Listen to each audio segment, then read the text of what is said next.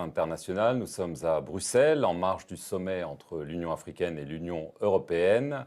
Et notre invité pour une interview exclusive est le président de la République de Côte d'Ivoire, Alassane Ouattara. Monsieur le Président, bonjour. Bonjour. Avec moi pour cette interview, Christophe Boisbouvier de RFI. Oui, Monsieur le Président, bonjour. Merci. Monsieur le Président, après 9 ans, la France a décidé de se retirer militairement du Mali, au moment même où la menace djihadiste s'étend. Alors une question simple, est-ce un constat d'échec? Non, je ne pense pas. La France a pris une décision par rapport à la situation au Mali, mais elle ne se retire pas du Sahel. Elle adapte son dispositif compte tenu de ses relations avec le Mali. Alors, la réadaptation de son dispositif, est-ce que cela pourrait aussi concerner la Côte d'Ivoire? Est-ce que vous pourriez accueillir plus de troupes, de matériel français? On sait que le chef d'état-major des armées était à Abidjan la semaine dernière. On imagine que c'est pour en parler. Oui, tout à fait. Nous avons toujours estimé que la sécurité est un préalable au développement. Je ne sais pas pourquoi les gens se font des complexes. L'Arabie saoudite a une base américaine, d'autres pays aussi. Et si notre sécurité exige que nous fassions appel à des partenaires, à des pays amis, nous le ferions. Donc, il y aura tout cela, c'est en discussion et on verra par la suite. Il y aura donc plus de soldats, voire de bases françaises en Côte d'Ivoire. Mais nos ministres vont en discuter avec notre armée. Et nous verrons. Mais nous sommes organisés. Vous savez, la sécurité dépend des troupes nationales. Nous avons maintenant une armée, une gendarmerie bien formée, professionnelle, bien équipée, et dont on s'occupe bien. Et j'ai confiance en mon armée. En Afrique de l'Ouest, le sentiment anti-français semble se répandre. On l'a vu il y a quelques semaines avec ce convoi de Barkhane qui a été intercepté par des manifestants au Burkina, au Niger. Pas un événement ici ou là ne veut pas dire qu'il y a un problème. Après tout, c'est qu'on va quitter Port-Boué pour aller jusqu'à Gao. La Côte d'Ivoire, quand même, la traversée, c'est quasiment 1000 km. Il n'y a pas eu de problème. Oui, mais il y a eu le Burkina, pas parce qu'il y a eu Niger. deux problèmes, à 2 points, on en fait un problème anti-français. Non, c'est pas vrai. Et il y a évidemment les manifestations anti-françaises au Mali. Vous savez, il y a beaucoup de manipulations dans tout ça. Donc les militaires français ont encore un avenir en Afrique? Ce n'est pas un avenir des militaires français. Je dis qu'ils sont les bienvenus chez nous, comme les Américains, comme d'autres. La communauté économique des États d'Afrique de l'Ouest, la CEDEAO, a durement sanctionné le Mali il y a environ un mois. Mais paradoxalement, cela semble avoir soudé la population derrière la junte. On a vu des manifestations de masse. Est-ce que le résultat n'est pas le contraire de ce que vous escomptiez? Non, nous n'avons pas cherché à punir le peuple malien. Le peuple malien est un peuple frère. La CEDEAO a des règles. Ces décisions ont été prises à l'unanimité. Moi, je l'ai dit, j'en suis malheureux. Parce qu'en réalité, nous ne voulons pas que le peuple malien ait des périodes de souffrance aussi graves. Il y aura des pénureux, il y aura des difficultés. Nous attendons tout simplement que le gouvernement, la junte malienne, nous propose un calendrier raisonnable et que graduellement nous puissions lever les sanctions comme l'exigent les textes de la CEDEAO. Ce n'est pas une décision personnelle de qui que ce soit. Ce sont les textes. Si un autre pays était dans cette situation, le Mali aurait été partenaire à la décision. Alors ce calendrier, justement, au début, la junte vous a proposé 5 ans de transition avant d'aller aux élections, puis elle a reculé d'1 an, elle vous a proposé 4 ans. L'Algérie s'est proposée comme médiateur et a proposé 16 mois. Est-ce que 16 mois, ça vous paraît un délai raisonnable? Mais je n'ai pas à commenter sur les propositions de l'Algérie. L'Algérie est en Afrique du Nord. Nous, la CEDEAO, nous avons nos règles et c'est à l'unanimité que nos décisions seront prises. Et nous examinerons le cas malien en temps opportun, en fonction de notre expérience et donc des discussions que nous aurons avec les autorités maliennes. Est-ce que pour vous, la date butoir, ça pourrait être à la fin de cette... Je n'ai pas de position personnelle, monsieur. Aucune décision personnelle. Je ne suis pas président de la CEDEAO. C'est le Ghanéen, mon ami Nana Akufo-Addo. Nous allons sans doute avoir une autre réunion au mois de mars pour examiner la situation. Nous voulons que ces sanctions soient levées le plus tôt possible parce que le peuple malien ne mérite pas cette situation d'embargo. Mais en tout cas, ça ne peut pas durer 4 ans, quoi. Mais non, mais écoutez, 4 ans, c'est quand même la durée d'un mandat au Ghana ou au Nigeria. Vous conviendrez avec moi, ce n'est pas raisonnable. Je demande à mes frères maliens de faire un effort, de rentrer dans les rangs, comme l'exigent les règles de la CEDEAO. Nous les avons aidés, ils le savent. J'ai été en contact permanent avec le colonel Assimi Goïta. Il m'a envoyé des émissaires avant chaque sommet. Nous avons fait ce que nous avons pu, mais ne pouvons pas faire plus.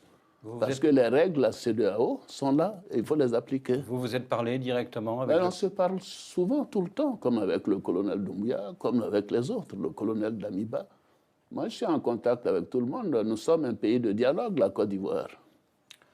Monsieur le Président, depuis environ une semaine, circule sur les réseaux sociaux un enregistrement d'une prétendue conversation entre l'ex-premier ministre du Mali, Boubou Cissé, et une personne.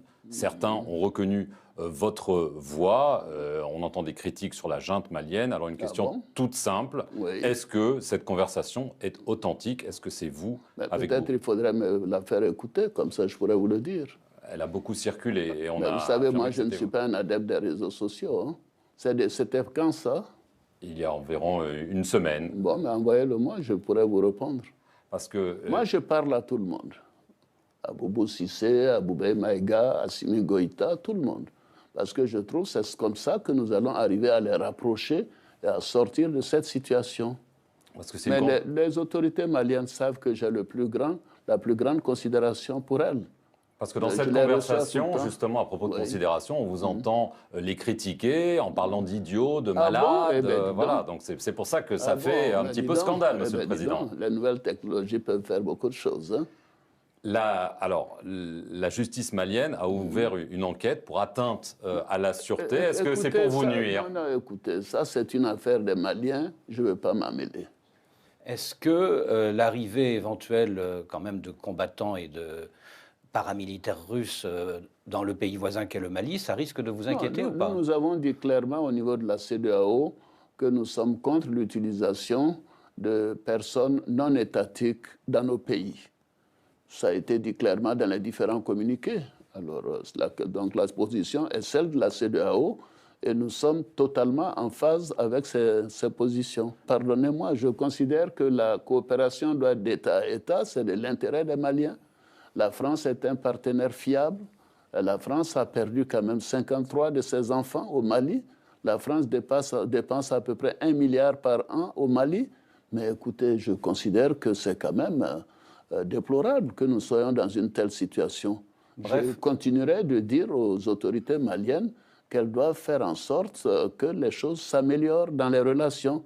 Comme on dit en Afrique de l'Ouest, il faut qu'ils mettent de l'eau dans leur nyamakuji, c'est-à-dire dans leur jus de gingembre. Il faut que ça s'arrange. Ça ne peut pas continuer comme ça. Ce n'est pas de l'intérêt des Maliens ni de l'Afrique de l'Ouest. Vous regrettez le départ de Barkhane du Mali? Non, c'est aux Maliens d'apprécier. Nous considérons que la lutte contre le terrorisme est quelque chose d'essentiel pour le Mali, pour le Burkina, pour le Niger et pour les pays côtiers. Donc le départ de Barkhane et de Takuba crée un vide. Nous serons obligés d'augmenter nos forces de défense, nous serons obligés d'accroître la protection de nos frontières, nous serons obligés d'acheter des armes, d'avoir une plus grande professionnalisation, mais c'est notre devoir aussi. Les armées nationales doivent régler les problèmes sur nos territoires nationaux. Et c'est cela notre philosophie, et nous ferons en sorte que cela soit.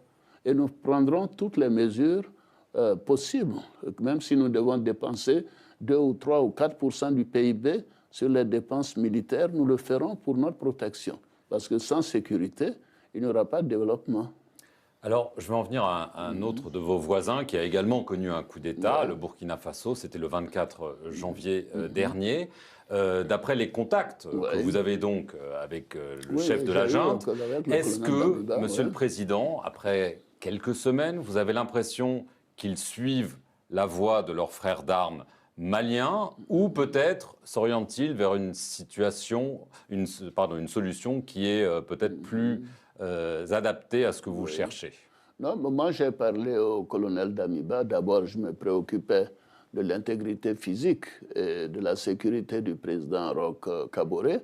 Il m'a donné des assurances et je lui ai dit que nous ferons en sorte de les accompagner à condition que les règles de la CEDEAO soient respectées. Et c'est ce que nous faisons actuellement.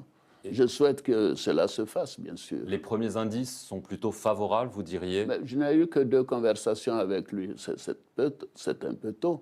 Mais je souhaite effectivement que nous puissions trouver une solution rapidement pour ne pas en arriver à des sanctions financières et économiques pour le Burkina.